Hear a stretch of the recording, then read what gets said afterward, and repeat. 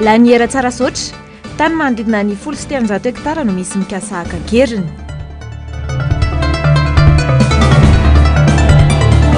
Fanampiana rabola ho an'i Madagasikara taorian'ny FMI ny takemitra tsy namoaka ny zato tapitrisa dolara koa ny vakisafirenena. Fantarana fakana ordonnance mila mailo sika rehetra fa misy zavatra mampiaya hoy Marc Ravanmanana. Arivan'ny sabotsy fatelopolo ny volana novambra taona 2024 manatitra ny fiarabana tompo kilasy sy tompo vavy tonga soa ato anatin'ny fotoanan'ny fampahalalam-baovao eto amin'ny fahitalavitra MBS asainay mpanajana ianao anaraka ny vaovao hatramin'ny farany. Ny pejy politika ho fiatrenan'ny fifidianana no isataratsika ny fampahalalam-baovao amin'izao ariva izao. Maneho ny iainy mety isina tsokombakomba anomanana osika amin'ny lisym-pifidianana nosokafana tamin'ny alalan'ny ordonnance io ny antoko atiky Madagasikara. Fifidianana iny fotony no atao amin'ny 1 Desambra ho avy izao hoy ny Floa Nasionaly ny antoko ka isam-bato iray dia mety ampiova ny safidim-bahoaka. Manoloana izany dia miantso ireo tompon'andraikitra rehetra voakasika izao resaka ordonnance elektorala izao ny Floany antoko tiky Madagasikara mba andray andraikitra aingany iverena ny fampitokisana ka izorany fifidianana ao anatin'ny filamenana. Dao rahatsika ny tato-baovao eo amin'ny sary sindratsariny Andry Rakotomalala. Na dia teo aza ny sakana sy ny sabotazy natao tamin'ny antoko Madagasikara tsy ahafahany eo na tamin'ireo vahoaka ny boriboritany faharoa dia tsy nahasakana ny tima sy ny filora valomanana tsy eo na tamin'ny vahoaka n'Antananarivo izany.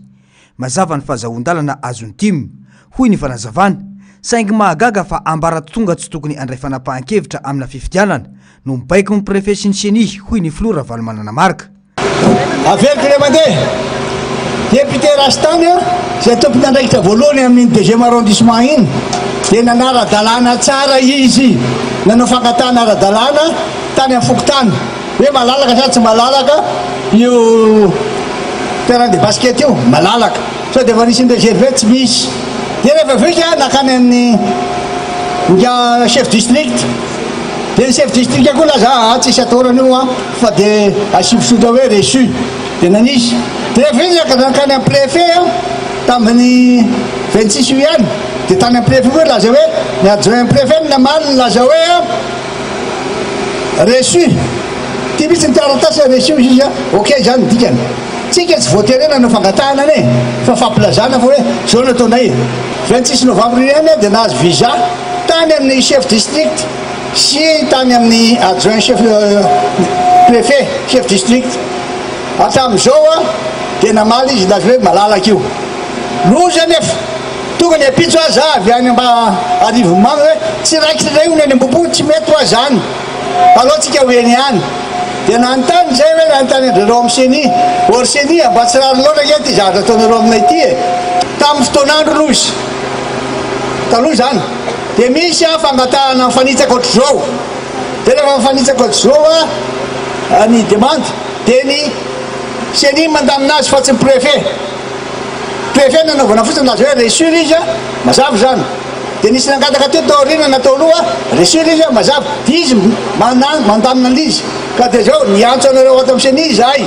misy tokoa ve récépissé déposé-ndreo ho amin'io tena misy ve récépissé nalefandreo nakany anseny nataon'ny préfet zany anjara amin'ny préfet mihitsy no mandamina ny asany io fa tsy anjara gouverneur ary tsy mikasika na kely fa revetika ara eo anivon'ny fanomanana ny élection. Araka ny fantatra dia isan'ny fanapahan-kevitra nyraisin'ny voamera maleo tena misahana ny fifidianana ny fanohizana hatramin'ny efatra ny volana desambra ho avy izao ny fakana ordonnance azahoany ireo olom-pirenena tsy tafiditra anatin'ilay fifidianana iditra ao anatin'izany lisitra izany. Nanamafy ny filora valomanana fa betsaka no mampiaya amin'ity resaka ordonnance ity ankehitriny.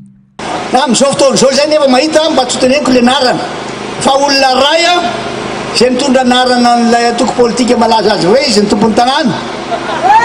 milaza hoe misy dossier zany efa-jato any anatiny tena misy zany fa tsy teneniko le tanàna raha mantany ena hoe domeko le anarana fa tena misy zany fa ndeha izy dia makany amin'ny Fokotany aloha mangataka le certificat de résidence dia fa avy eo makany amin'ny seny dia avy any amin'ny seny ino tsara dia avy any amin'ny seny tsika zareo dia mangataka sy nim laza hoe mety andana maka ordonnance amin'ny tribunal ianao olona ray zany a tokony makany amin'ny tribunal amin'izao fotoana zao olona efa-jato le entin'le rangahy anankiray na le ramatoa anankiray dia izay mahatonga ny hoanitarany tokony ho mailontsika zany fa tena amofady reto ny zava-misy amin'izao fotoana zao a tokony manao démarche personnel izy hoa olona iray a no mitondra dossier fangatahana ordonnance fa tsy manao démarche collective satria zareo manao le démarche collective dia olona ray ny azy mitondra efa-jato azonareo ve tsy maintsy nilaza zay aminareo a satria sao tsika vizaka fotsiny mandeha tokotroko zao nefa zalahana any ataony fa tsy avelatsika manoloana izany dia nanentana ireo olom-pirenena ireo mpitarika ny tia mantenany ho mailo sy andraindraikitra avy hatrany sy manoloana izay mety ho fanomanana osoka sy alabato amin'ny toerana misy ny tsirairay avy mila miasa ny rehetra anaramaso ny fandrosoana amin'ny fifidianan'io ho hiatrany ny fanazavany tsy fandatsaham-bato fotsiny ihany sy no atao fa fanarahamaso hatramin'ny voka-pifidianana vao ny ako ny fampelezan-kevitra kosa indray dia maika ny fanarenana Antananarivo hoy ny kandida Ravalomanana-Tojo androany miainga amin'ny fahatsapatena tsirairay nefa izany izay miainga sy manomboka amin'ny fametrahana safidy ho an'ny fanovana sy ny fanantenana toarantsika ny tatim-baovao mahakasika izany niainga tamin'ny diabe ny fampelezan-kevitra ny kandida Ravalomanana-Tojo androany tsy nahasaka anazy tsy eona tamin'ny vahoaka Antananarivo ny sakatsakana izay natao tamin'ity kandida ity tamin'ny ora farany momba ny toerana tokony anatanterahina zany teny Ambohipo nampiarary ny fahampotena Antananarivo ny zava-misy eto Andravoahangy ity tifitry ny rano be mangeny eny ny arabe kasarety no iampitana kanefa eto andrenivohitry ny firenena no resaka tsy maintsy arentsika Antananarivo hoy ny kandida Ravalomanana-Tojo dia tena sakana ny aizantsika sakana ny ratsy fanatsika fa tsika tsy azo sakana an'izany tsy manaiky sakana an'izany tsika tsy maintsy miovy Antananarivo ary maika ny vina atsika dia tsotra ihany maika tena maika amin'ny famonjena ny tanàna maika amin'ny fanadiovana ny tanàna maika ny anamboarana ny lalana maika daholo izy rehetrarehetra isan'ny tafiditra ao anatin'ny vinam-piarahamonina ho an'ny kandida Ravalomanana-Tojo ny fanamboarana ireo lalankely sy ireo fotodrafitrasa mifandraika amin'izao fampitehana misy izao vinam-piarahamonina azo ampiarina fa tsy vinam-piarahamonina mampanonofo fotsiny nanamafiatrany ny kandida Ravalomanana-Tojo fa tena hiasa ary maika ny fanarenana Antananarivo mila fahavononana hiala amin'izany anefa ny rehetra ka hifidiny laharana fahaefatra ho hiatrany ny fanamafisana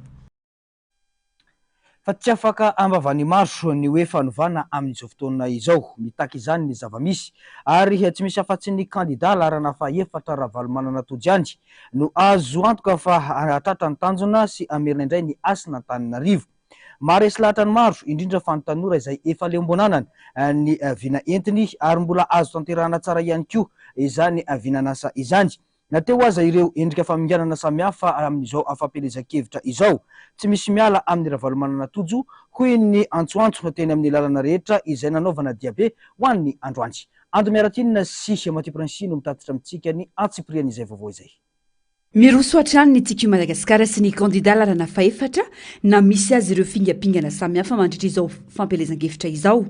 tsy maintsy misy ny vahaolana ionana sy tondrana fanantenana ho an'ny mponina Antananarivo manoloana ny fampitehana samihafa misy eto na dia nivadika tamin'ny ora farana zany toerana nanaovana fampelezan-kevitra tsy nasakana ny maro zany iona amin'ny kandida Ravalomanana-Tojo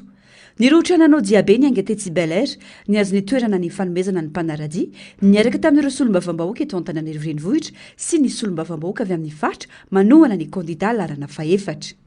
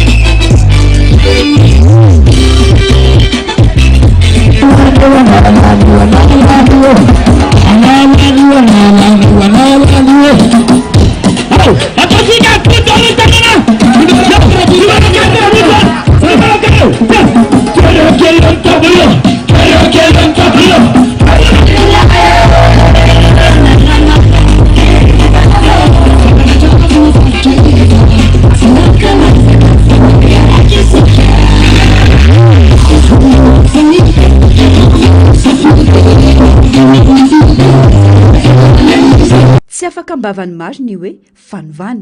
mitaky izany ny zava-misy ary tsy misy efa tsy ny kandidalana na faefatra ravalo manana tojo no azo antoka fa aritratra ny tanjona ka merina indray ny asina Antananarivo. Maharesy lahatra ny maro indrindra ny tanora izay efa leombonanana ny vina entiny ary mbola azo tanterahina tsara ihany koa. Maharesy lahatra ana aloha dia le olona ilatsaka hanome asa ho an'ny tanora satria izay tsy anasa dia ny firenena koa efa hita mikorosifahana be dia izay mahatonga anay mandray andraikitra amin'izao fifidianana izao satria izay zao raha tsy fidy dia eripoveromaina fotsiny le tolo le efa natao aty le fanovana ny tena indrasa ny fanovana ny Antananarivo satria eto Antananarivo manko le fifidianana izao dia ny fanovana ny Antananarivo. Tika tanora zao no avy ny firenena dia ny tanora zany tiako entanina hoe raisiny andraikitra ataovy fifidianana aza mipetrapetraka fotsiny any an-trano fa tsy vita le mitanatana vavy eny ambony fandriana fotsiny ty fa mila fandraisana andraikitra satria izay tonga dia nanao teny avy any an-trano mihitsy hoe mifanentanana ny olona hoe reto izay vonina hanova ny firenena hanova ny tantaran'i Madagasikara. Voalohany aloha tojo fanantenany tojo fanovana manentana ny tanora mba hifidy aza miala amin'ny firaisan-kiny satria tojo efa napetraky dada izy nitondra fanovana ao Antananarivo renivohitra. Ny tanora zao asa ny tanora zao lasa mirenireny foana lasa mangalatra mivaritena ohatra efa dia izay zao anisany hoe hiadivana mihitsy mba ho andresen'ny tojo. Izy tanora no manana vinanasa tsara be amerina ny asina Antananarivo nandrasan'ny tanora zao ny tanora be dia be tsy mananasa dia mba mila hoe omena asa zany ny tanora satria lasa mivenjivenjy fotsiny tsika rehetrarehetra tompona andraikitra amin'ny zavatra misy tendrasana lafa zany fa voatsika tsirairay no mahatonga anazy ho lavitra dia marisina trana mandefidy mba manefiny adidiko eto amin'ny firenena mba mitondra ny anjara-biriky fanovana sy fanantenana zay ny tena andrasan'ny olom-pirenena zay efa leo an'izao fiainana zao ny olona zao fomba-pitondrana zao dia mba mila fiainana tsaratsara kokoa noho izy zao efa latsaka katerena loatra le malagasy efa potika loatra le firenena sy le tanindrazantsika fifidianana madio mangarahara tsy voavidy vola tsy tambazana zavatra raha mitombona tsara ny fifidianana dia na dia io fiarina rehetra io aza dia miroborobo tsara io satria mandeha amin'ny fahamarinana daholo ny olona rehetra l'exemple toujours en haut zay mahatonga ny fiainantsika lasa ratsy io makatahaka ny eo amboniny olona fa rehefa tsara ny mpitondra mandeha ara-dalàna tsara ny fifidianana mandeha amin'ny fahamarinana tsara dia mizotra ho azy amin'ny fahamarinana koa ny olona entina rehetra olona avalina ary vonina hitondra fampandrosoana marina tao an'ny ravalomanana tojo no andrasana ny tanàna n'Antananarivo fa tsy mpanao kobakambava sy mampanantena tsy misy na ampanofinofy amin'ny tapimaso sy asa tsy ho vita fotsiny ka amitaka ny mponina indray efa betsaka ireo milaza azy ho mahavita manana ndraiky efa rehetra hitantanana ny tanàna saingy tsy misy fetraka an'izany fa vao maika aza mampikorosofana ny fiainam-bahoaka porofo ny zava-misy ainana ankehitriny mitaky fifidianana madio ny olom-pirenena isiny ny filaminana mahitra sy iantohana ny fampandrosoana tena izy eto iarivo fa tsy maintsy hotohizana ny ezaka efa natomboka ho fampivoarana ny komuna Alasora hoy ny kandidat Jimmy Randriantsoa izay mitondra ny larana fahadimy ao amin'ity komuna ity nanamafy ny tanjony dia ny ampivoarana atrandry ny komuna Alasora ity kandidat ity torantsika ny fanadihadiana eo amin'ny satrona tsariny tahiriny manana vina mazava anohizana ny fampandrosoana efa natomboka teto Alasora ny kandidat larana fahadimy Jimmy Randriantsoa fantatro ary aiko ny marary mponina eto Alasora ankehitriny ary izany no mbola anapahako-hevitra anoho ireo asa maro efa natomboka hoy ny kandidat ny tiako Madagasikara Jimmy Randriantsoa itoy hatrany ny fanatsarana ny tanàna amin'ny alalan'ireo tetikasa efa volavola ho fampandrosoana any Alasora hoy hatrany ny kandidat larana fahadimy izay atolotry ny antokotima eto Alasora ity eto Alasora mbola itoy ny fametrahana ny jiro amin'ny elakelan-trano rehetra zay efa natomboka izany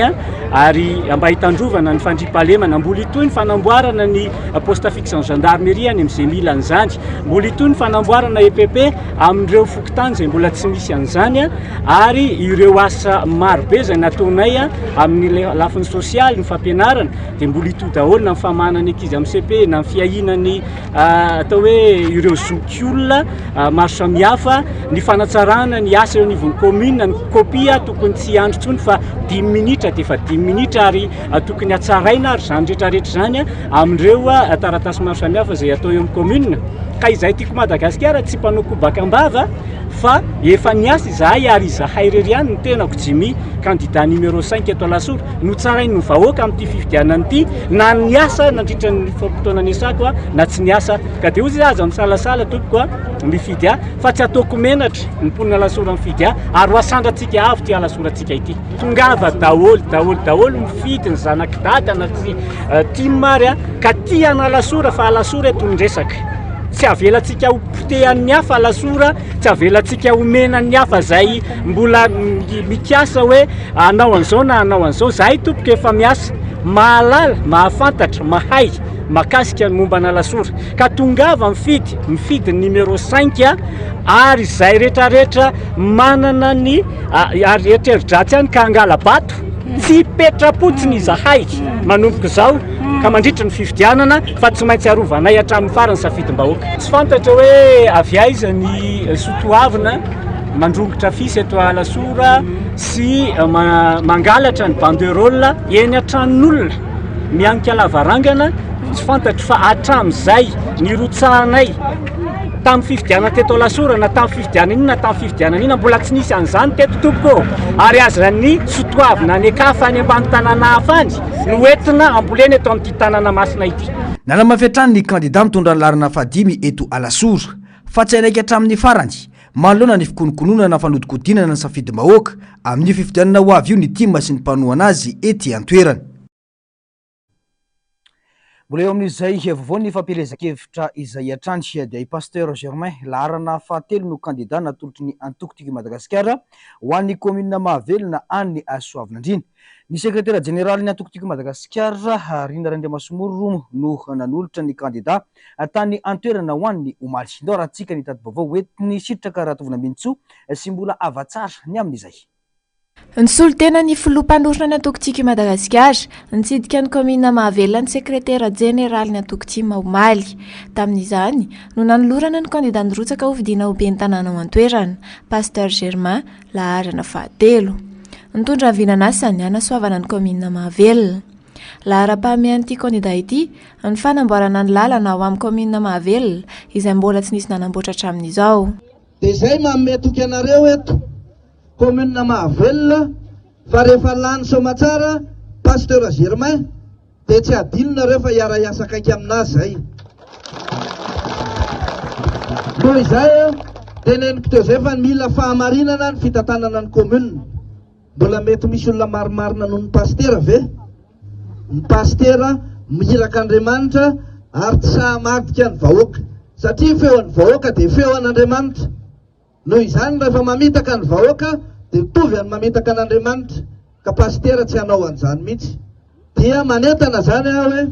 fidio ny laharana fahatelo Pasteur Germain numéro 3. Fotoana nahafahan'ireo mponina teto Mahavelona ny fandray vatana tamin'ny alalan'ny Antso Atarby tamin'ny filoha nasionaly ny antoko-tima ihany koa io andro io. Tsara fandehanany izao fidio ny meratika iny moa ny anarany. Ia ny anarany? Germain. Allo, mahita dao zay zareo ana Mahavelona, commune Mahavelona. Fidio Pasteur Germain. Io kandidatika ataoko zay malany azy. Azao zany. Pato fa beda reo any. Fa za mbola aty amin'ny district ny Arivomamo. Fa ataoko zay alany ny Pasteur Germain. Miaraka takaiky amin'ny Pasteur Germain rehefa lany izy. Pasteur aloha zay mampalany azy. Fa naty lany ary izy mampasteur azy miara-miasa amin'ny oloboko hosto foana. Allo. Mahina zao zay nareo Mahavelona, commune Mahavelona, dady any ty dady Ravanomana.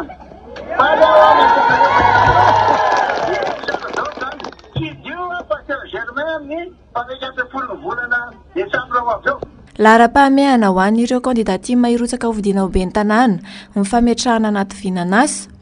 Ny famahana ny olana miatraiky amin'ireo mponina eo an-toerana irotsahana ho vidiana, indrindrindrindra fa ny fampandrosoana ny commune misy azy na ambanivohitra izany na andrenivohitra.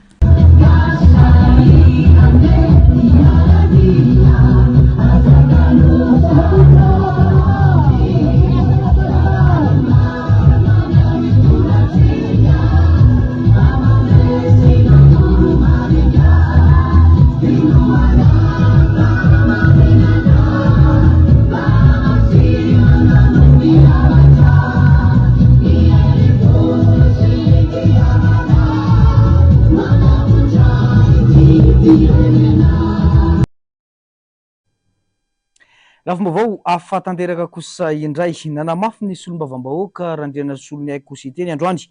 fa tsy hitondra tombotsoa ho an'ny vahoaka malagasy ny teti-bolam-panjakana ho an'ny taona 2024 izay lolanina teny anivo ny teny miram-pirenena ho an'ny omaly. Tompona andraikitra amin'ny fahoriana ianan'ny malagasy arak'izany ireo solombavam-bahoaka maro anisa nandany ny teti-bolam-panjakana iny nitsipaka hatramin'ny farany ny fandaniana ity volavolan-dalàna momba ny teti-bolam-panjakana ny avy amin'ny fanoherana izay nosoloany site ny randriana solonyaiko atena ity. Dao raha tsika ny tatovao makasika izay. Solombavam-bahoaka 7% tamin'ireo 7% ny fidy no nandany ny volavolan-dalàna mifehy ny fitantanana mbolam-panjakana ho an'ny taona 2024 tamin'ny endry tsy nasimpanotsina no tsy nasimpanyvana voarakitra ao anatin'ny teti-bola ity fa misy ireo sehatra vaovao akana etra manomboka amin'ny taona ho avy ka isan'izany ireo kojakoja ilaina andavanandro toy ny savony. Ankoatra izay ny fakana etra amin'ny fikirakirana vola amin'ny finday na ny mobile monnaie. valambroapolo senjato sy 10 miliara ariary ny vola iditra amin'ny alalan'ny etra izay ahitana fitombonina 2 isanjato raha mita amin'ny taona 4 ity. Ampijalian'ny vahoaka malagasy io teti-bola io, hoy ny solombava-bahoaka sy tendrany Solinaiko, ka natonga azy irery nitsipaka izany hatramin'ny farany. Ao anatin'ny fitsipika mifehy antemeram-pirenena zany fitsipika anatiny article 61 zavatra efatra no tsy azo manina moa ty tsy azo fehezina zany tsy atao restreint le débat. Voalohany raha misy lalàna ny laninay ka very ny filoham-pirenena ray zay, ny lalàna lalam-panorenana roa zay, ny PGE mise en œuvre ny PGE telo zay,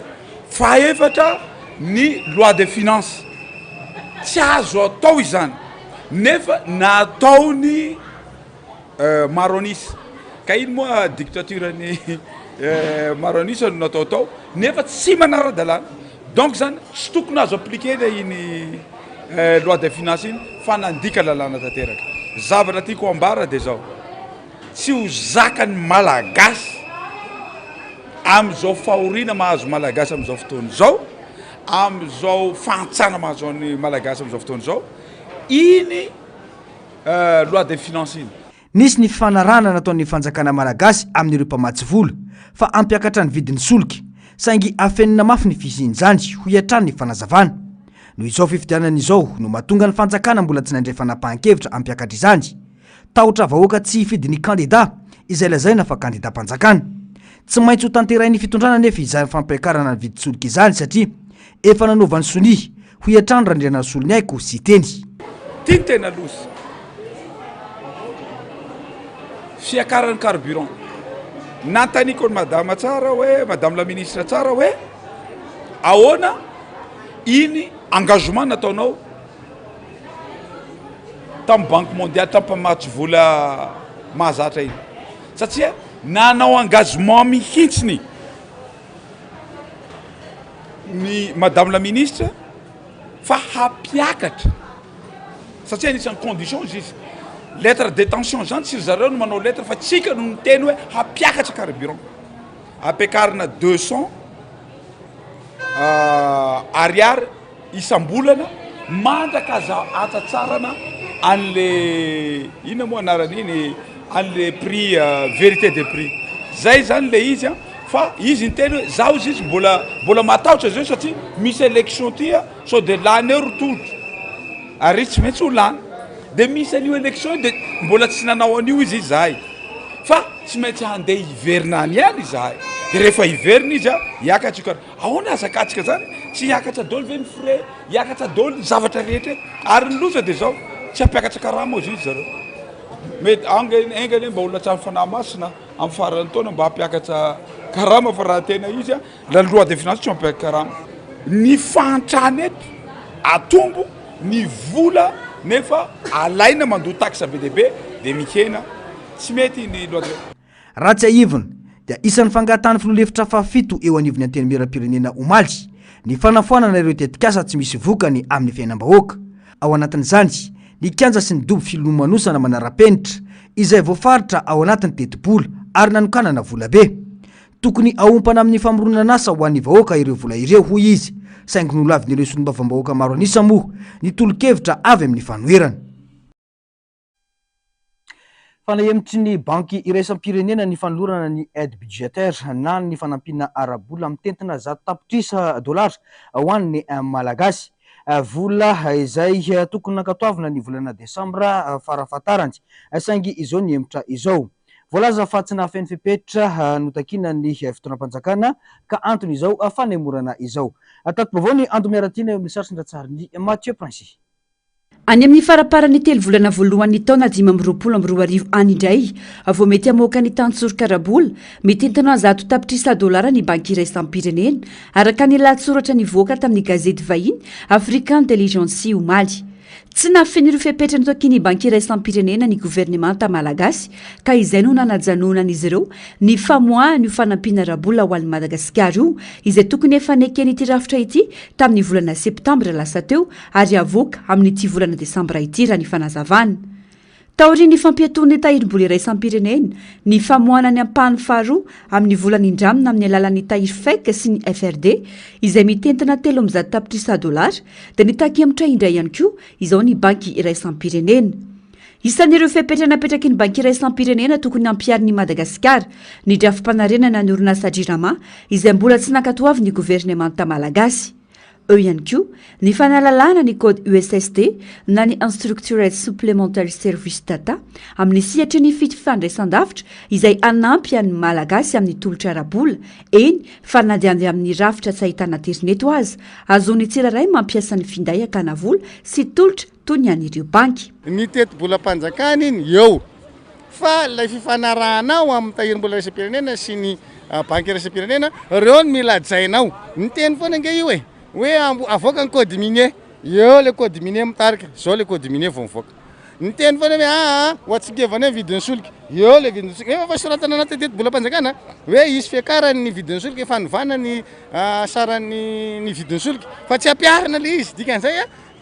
nanao teti-bolam-panjakana izy fa rehefa tsy ampiarinao le tsisy dikany raha mandray décret anao ka tsisy didy fampiarina le tsisy dikany fantadiavina zany de zao androany anao miteny amin'ny tahirim-bola raisam-pirenena na banky raisam-pirenena hoe ho ataonay zao de taterao le izy fa tsy alefanao tsikelikely ny didim-panjakana manakely le izy de mbola lalovina eo aloha zay zavatra zay zany tsy tiany tahirim-bola raisam-pirenena sy banky raisam-pirenena hoe le tsika tsy manaraka an'izay teny omena rehefa mifanaraka am'zareo de tonga de taterana le izy zany rehefa mitentsika hoe tsy mandray rehefa teny tsy mandray piasa-panjakana de tsy mandray piasa-panjakana zaho zao mahita fampianarana ao anaty teti-bolam-panjakana io mbola mandray piasa mpampianatra vaovao 3 arivo tsika 3 arivo mbola mandray mpitsabo na mpitsabo mpanampy na spécialiste ny mpitany filaminana bobaka marivo mihitsy no raisitsika dikan'izay zany na ianao manaraka an'ilay zavatra ifanarahana ifampiresahana de arahany ianao rehefa aveo na ianao miteny aminazy mihitsy zay efa maleo tena fa tsy mila banky raisam-pirenena sy tahirim-bola raisam-pirenena de ataonao ny lohanao izy fetraky any amin'ny fampandrosoa ny fiamorana ataony mpamatsy volany madagasikara io hoy ny fanamafisany ny incohérence be da be ataon'ny fanjakana amin'ny fomba fiasa sy ny zavatra soratany sy zavatra ekena io no mahatonga antsika sahirana de mihidy ny robinet am'izao de rehefa mihidy ny robinet de tsisy ninina azotsika atao nge zany nge mahatonga ny problème ny jirama tsy miva maninona moa ataonao recrutement an'le Jérusalem alatsiny efa zay moa ny aizan'olona azy rehefa tonoko ataonao recrutement fa tsy alefanao mesure de compagnement menao fahefana izy anarina le jirama fa ianao ndray mitady fomba anisorana anazy teo nefa ianao nanao recrutement tsy cohérent de tezitra aminao banky raisam-pirenena satria tsy atokisany gasy rehefa petraka eo fa baikonao de tsy tonga le réforme tadiavana io nge mahatonga ny atao vazaha satria tsika mila manao réforme de ny ndresy nefa tsy te-hanao réforme izy fa rehefa gasina de baikony ampitahoriny tondrany emoregy ampitahoriny fisamborana fianakaviana de lasa miforitra fa io vazaha io tsy matahotra an'izany de io izy lany gafy sy lany vaniny eo 300 tapitrisa dolara zany zao ny totaly ny vola fanampiana tokony ho an'ny madagasikara kanefa nahato noho ny tsy fanajany gouvernemanta malagasy ireo fepetra takiny ireo mpamatsy vola ny tahirim-bola iray isam-pirenena ohatra dia mitaky ezaka eo amin'ny lafi-pitantanana mba hisiana fandrosoana bebe kokoa sy andraisan'ny rehetra anjara manainy amin'ny tsy fisiana mangarahara amin'izay lafi-pitantanana ny raharam-panjakan'izay ny FMI any amin'ny farany volana febroary any any miptaona ho avy any vao mety hivoaka ny vola mivay amin'ny FMI raha ny vaovao hatrany izany makasika ny fitantanan-draharam-panjakana amin'ny ankapobeny fa ho an'ny enanivon'ny commune kosa indray dia no mafisy ny fanjakana omaly tamin'ny alalan'ireo maro anisa enanivon'ny anteny meram-pirenena ny fakana sy ny famaritana ny etra ho lasa andraikitry ny sampandrarany etra foibe manomboka ny taona 2024 ho avy izao fiamorana amin'ny fikasana ametraka fampandrosoana mianga eny fotony izao fanapahan-kevitra izao satria fivangoko-pahefana fa tsy fanapaream-pahefana arak'izay dradradraina ombieny hoy ny ben'ny tanàna teo aloha izay lasa solombavam-boaka ny betafo ankehitriny rivasoa randria tahimalala to rahantsika ny tati-baovao mahakasika izany fiamorana amin'ny fampandrosoana eny fotony no ataon'ny fanjakana amin'ny fanaovana ny fakana etra ho andraikitry ny sampandrarany etra foibe ny fepetrana petraky ny commune teo aloha momba ny etra aza efa manahirana ny commune satria izay tia ny fanjakana averina any amin'ny commune ihany sy no averiny raha ny fanazavana raha ny lalàna vaovao mifeny etra napetraky ny fanjakana nefa dia tsy manome alalana ny commune ijery ny momba ny vola tokony iditra ao amin'ny tsony kanefa mitazona anjara toerana lehibe amin'ny asa fampandroana atao iny fotony ny etra alohan'ny vahoaka inanivo ny commune misy azy. Le resaka hena transition centre isika tamin'ny 2021 dia lancé décentralisation émergente fa fiaingoana resaka décentralisation mifangana fanjakana mihena-tany sy netratrano betanana teo aloha lasa sombavavaoka fa tena fiaingoana zany fa aleo tantamin'ny commune avalay commune ihany mihetra-trano sy netratrano fa ny impôt synthétique izay alaiko ny fanjakana foibeasa tsy anana ny commune na ny maire ny manara maso tena 10% tafiditra fa zay ty fanjakana mena amin'ny commune fotsiny nomeny tsy manana organe de contrôle na dia lasa za fanjakana fa averina io tsy manana moyen de contrôle amin'io maire so conseil 10% tafiditra 10% averina ho amin'ny commune. Nolan'ireo maro anisa omaly teny anivon'ny antenne miram-pirenena moa ity lalana amin'feny etra ity. Tsy ny commune intsony arak'izany no ikirakira sy amatra ny etra tokony alohan'ny vahoaka fa avy hatrany dia ny fohibeketra. Fivangongom-pahefana fa tsy fanapaream-pahefana arak'izay dradradraina ombianombiana izao ho hatrany ity solombavam-bahoaka ity. Fa mikorontana sy velona iaha ireo tantsaha marobe mpamboly eny amin'ny faritra laniera Tsarasoatra manoloana ny fikasana vondrona orinasa maromaro aka ny tanin'izy ireo izay mirefy 1,300 hektara be izao. Mitaky ny fijeren'ny fanjakana manokana izao zava-misy izao eny atoeran'izy ireo arak'izany ny ao amin'ny fikambanana Union Laniera mamokatra fikambanana ivondrona ireo tompon-tany rehetra sy ireo tantsaha hiarany fahavoazana mivantana amin'izao zava-mitranga izao. Fa ny ry Andrianarivo sy Tahirinaina no mitatitra amintsika ny antsipriana izay vaovao izay. Velarantany mirefy 1,300 hektara ivelomany ponina manodidina ny 7 alina ety Tsarasoatra faritra Laniera Ambodifasina no misy mikasa akankeriny ankehitriny raha ny fanazavan'ireo ponina ety an-toerana. 50 taona ireo tantsaha ireo no nanajary sy namboly ny tany raha ny fanazavana. Hatramin'izao anefa mbola tsy misoratra amin'izy ireo ny tany raha toa ka 12 taona nanajariana no tokony soratra amin'ny mpanajary ny tany raha araka ny lalàna. Efa ny taonany maro no nangataka ny anoratana ny tany amin'izy ireo tantsaha saingy no lavina izany fangatan'izy ireo izany raha ny fanazavan'ireo fikambanana Laniera mamokatra. Ankehitriny anefa teratany vahiny sy orinasa maromaro no milaza fa tompony tany ary manana ny taratasy manazava izany. Décret numéro 63 467 du 30 juillet 1963 nametraka na eto ary io fotodrafitrasa zay velomana fambolem-bary sy fimpiana-trondro io dia mbola mihodina hatramin'izao. Tamin'ny 2013 14 dia nisy olona milaza ho tompony tany dia manana titre eny am-pelantanany. Zay nefa manana zo araka ny décret ny hoe raha fanambolina nitra ny 12 taona teo nareo dia mahazo mangataka ny zonareo mba soratana aminareo ny tany. Fa izay dia tsy afaka nangataka mihitsy. Fa zao nefa aty amin'ny 2023-24 manjary misy olona manana akoatran'ireo le hoe ny olona ambadiky ny fangalarana tanyreo dia société reo vina lavitra zany Garaso distribution Garaso Palmimo misy Madagasikara fandrosoana misy maromaro reo fa reo moa tsy fantatra fa dia zarazaray nefa olona ray ihany notra manambomboatra an'ireo zavatra reo ka jiria fitsarana moa dia isoranay loatra reto ny fitsarany fa mbola miandro zay satria misy fitsarana mbola mandeha zao ivoaka ny didy amin'ny volana janvier dia zay miandry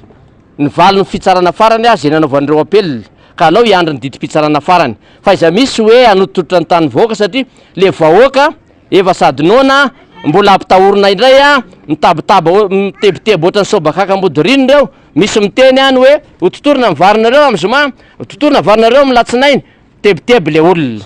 Tsy manakana ny tetikasa ny fanjakana amin'ny fanavaozana ny tanàna sy ny fanamboarana ny lalambe migodana izahay ho ireo ponina fa manohitra kosa ny tsirariny sy ny tsindry azo lena atao amin'ny vahoaka madinika izay lasibatra izao zava-misy izao. Ka mangataka zahay mba hoe noho ny fanjakana ny fitaraina reto vahoaka reto indrindra fa ny eo amin'ny fitsarana mba hitsara arak'izay efa nitsarany na moany didy nananan'ireo vahoaka ireo ny zony ary mangataka kosa zay ny filoha pirenena mba hijery satria antoton'ny olona anao lay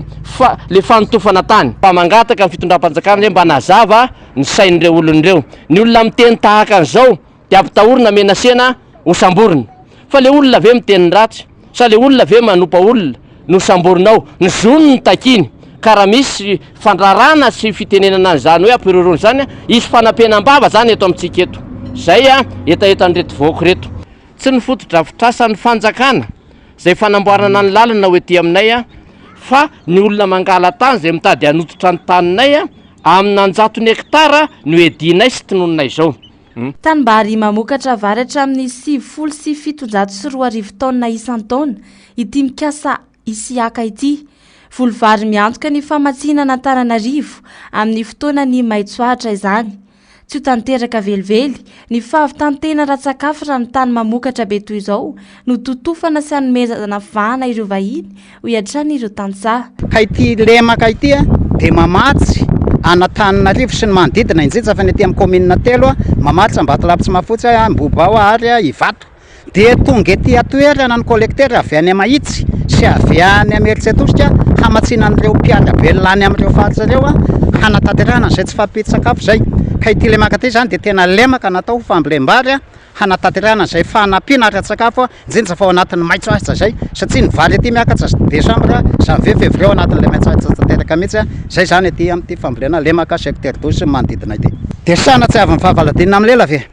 dia tsy ho hitan'ny fanjakana ny atsoato sy ny fitaraina nyreto vahoaka amin'izany zavatra rehetrarehetra zany amin'reto le mpangala tany izay eritreretinay ho mpangalatra satria tsy manaraka ny lalàna araky ny lalàna velona eto amin'ny tanin'ny repoblika izy. Dia ho jerena fotsiny ve zao nefa vary maitso mahafinaritra maitso mavana zao sady haingo ny lalana io no ataoko hoe votana ny tsy fanjari-tsakafo eto Madagasikara. Tsika miady amin'ny tsy fanjari-tsakafo, tsika jerena zany hoe aonana zany miady an'izany ka hoana moa nafahana hoe ho totofana fotsiny zao tsy mety zay ngambany. Ny antony mantsy dia be loatra le problème miandry any tantsaha amin'le fambolena ka dia manantena ny fiaraha-miasantsika zany amin'izay fahazahoana ny tany zay zany, indrindra fa nareo fanjakana amin'ny domaine sy ny topo zany miaraka amin'ny fanajariana ny tany mba hijeranay akaiky afindreo aminay ny tany amoray ny tany fa efa 10 taona mahery zay ny teto miaraka amin'ireo vahoaka valala vavahoman'ireo. Tsara marina fa manatanteraka tetikasa fanamboarana lalambe mikitany eny an-toerana ny fanjakana ankehitriny. Manararoatra io tetikasa io arak'izany ireo mpanararoatra ka milaza fa misy ifandraisana amin'ny tetikasa ny fakana ankeriny ny tany. Eo amin'ny maresaka iraisam-pirenena manohitra ny fanapahan-kevitry ny gouvernemanta ao Georgie ireo vahoaka marobe any an-toerana amin'ny afanoerana ny fidirana ity firenena ity ao amin'ny vondrona Europeana ho an'ny taona 2024 sy 2025. Nandritra ny 2 andro izy ireo no nanatanteraka fihetsiketsehana manoloana izany fanapahan-kevitra izay noraisina izany. 700 ireo voasambotra hatreto ary ampolony ireo naratra. Faniry Andrianarivo sy Tairinainy no mitatitra ny Antsipriana izay. Ny trotra ireo mponina ao Georgie nanoloana ny fanapahan-kevitra niraisy ny gouvernemanta any an-toerana ny ampitsarana ny fifampirarahana amin'ny fidirana ity firenena ity eo anivon'ny vondrona Europeana na ny Union Européenne. Nanambara ny Prime Ministre Georgiana fa emitra amin'ny taona 2024 ny fidirana Georgie ho isan'ireo firenena eo anivon'ny vondrona Europeana. Manohitra ny famatsim-bola omeny vondrona Europeana azy ireo noho izany ny Georgiana na inona antony raha ny fanapahan-kevitry ny teo anivon'ny gouvernemanta. Maloana izany, vahoaka narivony avy amin'ny pomba ny mpanohitra ny an-toerana no naneho ny atezerana nanoloana ity fanapahan-kevitra ity. Nandritra ny 2 andro nisy ny fihetsiketsehana tany an-toerana 700 ireo voasambotra hatreto raha nambaran'ireo tompon'andraikitra ary mpitandro ny filaminana 730 ny naratra. Etsy ankilany, nanambara ny ministry ny raharaham-bahiny frantsay Omaly Zuma fa tsy tokony hampiatra hery amin'ireo mpanao fihetsiketsehana ireo mpitandro ny filaminana ao Georgie. Manana ny safidiny malalaka ny mponina ho ny tenany ka tokony havela malalaka ny eo ny heviny. Laza ihany koa ity ministra ity fa akaiky ireo vahoaka Georgiana hatrany ny frantsay ka manohana sy mankahery azy ireo. tapitra ny fampalalam-bavao tsika tompoko lasy sy tompoko vavy mankasitraka anao nanaraka izany hatramin'ny farany mametraka ny soavatsara mirary farany herinandro mahafinaritra ho antsika rehetrarehetra veloma tompoko